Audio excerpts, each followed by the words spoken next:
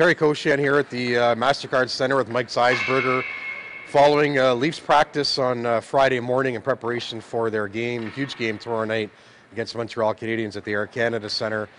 Had a chance to talk to Joffrey Lupul, who, as it turns out, suffered a concussion last week against the Philadelphia Flyers. Randy Carlyle using that term today. But Lupul, day-to-day, says he's hoping it's not that serious. I'm not thinking it's anything to be overly concerned about right now. Obviously, you don't like missing games at all, especially a game like tomorrow is a game that ideally you want to be on the ice for Saturday night, Montreal.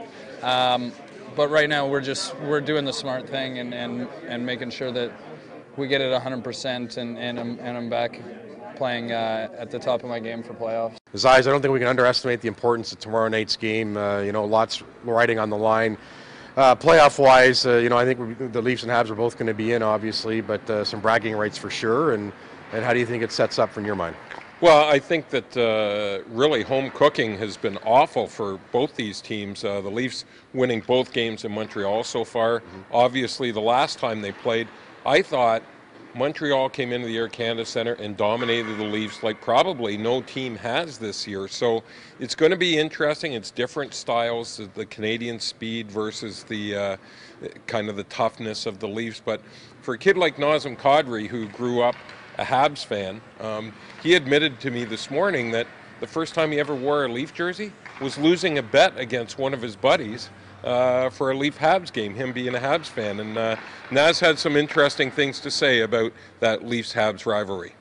Of course. I mean, Saturday night and hockey night in Canada against the Habs, it's something that I've been watching since I can remember. So I mean, it's obviously very special for all the guys in the room and both dressing rooms. And I don't think it's really going to be hard to get yourself up for a game like this.